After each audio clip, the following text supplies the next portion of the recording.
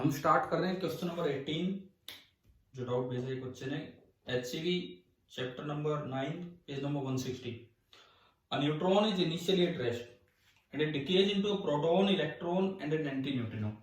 एक बड़ी basic process ये होती है कि न्यूक्लियस के अंदर एक न्यूट्रॉन प्रोटॉन में कन्वर्ट होता है, लेकिन इस कन्वर्जन के दौरान एक इलेक्ट्रॉन बाहर आता है, एक एक्स्ट्रा बाई प्रोडक्ट बाहर आता है जिसे बोलते हैं एंटी न्यूट्रिनो। ये उसका सिंबल होता है। Neutron getting converted into proton. होता क्या है सुनो, न्यूक्लियस के अंदर मान लो ये कोई एलिमेंट है XZA, तो आपको पता होगा कि इसका एटॉमिक नंबर Z है, तो इसके अंदर Z प्रोटॉन्स हैं एंड A-Z न्यूट्रॉन्स हैं। कभी कभार न्यूक्लियस के अंदर ये बदलाव चलता है, अंदर बैठा एक न्यूट्रॉन एक प्रोटॉन में बदल गया। तो अब आप देखो न्यूट्रॉन एक कम हो गया तो A-Z-1 न्यूट्रॉन हो गए। प्रोटॉन एक बढ़ गया तो Z+1 प्रोटॉन हो गए। साथ में एक इलेक्ट्रॉन आया, वो न्यूक्लियस के अंदर अलाउड नहीं है, तो न्यूक्लियस उसे उठा के बाहर फेंक देता है। और साथ में एक एक्स्ट्रा प्रोडक्ट जो बाहर निकलता है, वोल्फगंग पॉली ने, एक साइंटिस्ट है वोल्फगंग पॉली, उन्होंने सजेस्ट किया था कि एंटी न्यूट्रिनो भी बाहर आएगा। अब अगर यहां में देखूं तो ये एलिमेंट चेंज हो गया क्योंकि एटॉमिक नंबर Z+1 हो गया है एंड इनका सम वही रहेगा A। तो ये जो कन्वर्जन है this is known as beta decay, beta negative decay, जो हम 12th क्लास में मॉडर्न फिजिक्स के समय पढ़ रहे होंगे, न्यूक्लियर फिजिक्स के समय।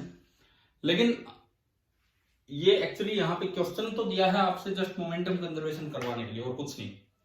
तो देखो अब इस सवाल पे आते हैं। न्यूट्रॉन इनिशियली एट रेस्ट, ये रेडियो एक्टिविटी है, ये बीटा डिके स्पॉन्टेनियस प्रोसेस है, बाहर से कोई फोर्स नहीं लगेगा, ये रेस्ट पे है, ये रेस्ट पे है, तो इसका मतलब P initial is 0। It means इन तीनों का जो मोमेंटम है बाद में भी 0 रहना चाहिए, क्योंकि रेडियो एक्टिविटी अपने आप होने वाली प्रोसेस है, तो बाद में भी इनका मोमेंटम 0 रहना चाहिए। अब इसमें बोला है कि जो इजेक्टेड इलेक्ट्रॉन है उसका मोमेंटम है 1.4 इंटू 10⁻26। इलेक्ट्रॉन का मोमेंटम है 1.4 into 10⁻26 kilogram metre per second. और जो एंटी न्यूट्रिनो है उसका 6.4 into 10⁻27, 6.4 into 10⁻27 kilogram metre per second. इसको भी 27 बना लो तो -27 किया। अगर मैं -27 करूंगा तो मैं इसको 14 लिख सकता हूं। 1.4 इंटू 10⁻26 और 14 इंटू 10⁻27 एक ही बात है।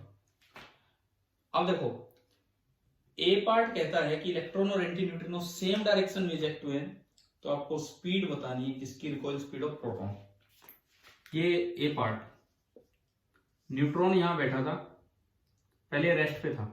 ए पार्ट में कहता है कि इलेक्ट्रॉन और एंटी न्यूट्रिनो गए सेम डायरेक्शन में, तो इससे इलेक्ट्रॉन भी आगे निकला, इससे एंटी न्यूट्रिनो भी आगे निकला, और मोमेंटम 0 ही रहना क्योंकि इनिशियल मोमेंटम 0। इसका मतलब जो प्रोटॉन निकला होगा वो इधर निकला होगा और विद अ स्पीड v।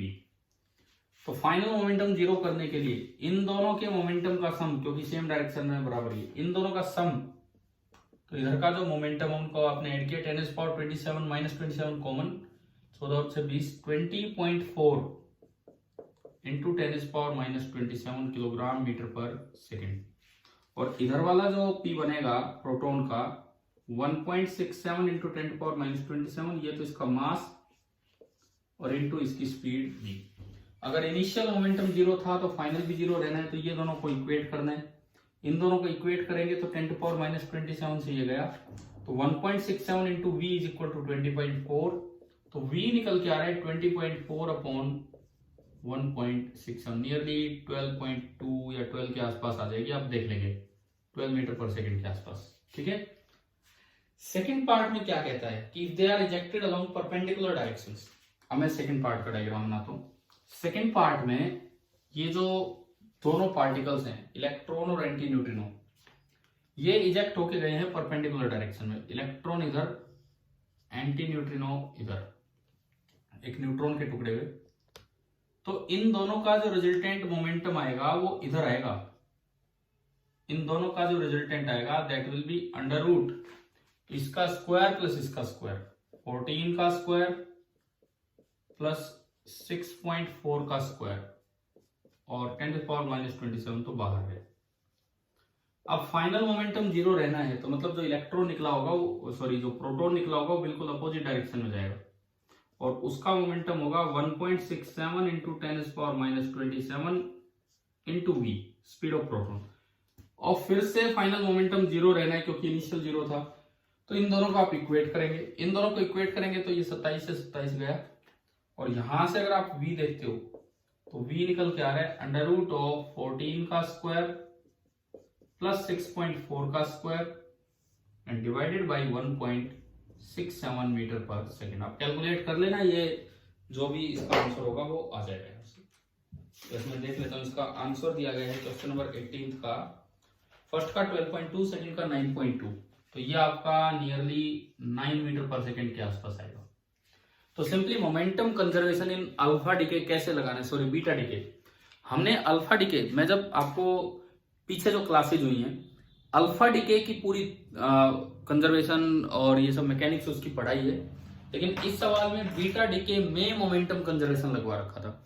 ये आपने पढ़ा बीटा नेगेटिव डिके, ऐसा ही एक होता है बीटा पॉजिटिव डिके, वो हम 12th में देखेंगे कि क्या है। उसमें बस ये बता दूं मैं कि प्रोटॉन से न्यूट्रॉन बाहर निकलता है, प्रोटॉन कन्वर्ट होता है न्यूट्रॉन में, यहाँ न्यूट्रॉन कन्वर्ट हो रहा है प्रोटॉन में, वहां प्रोटॉन न्यूट्रॉन में बदलेगा, प्लस एक पॉजिट्रॉन आएगा प्लस एक न्यूट्रिनो आएगा। तो सेम यही क्वेश्चन उनपे भी दिया जा सकता है नाम चेंज करके, तो इसी तरह से आपको कर लेना।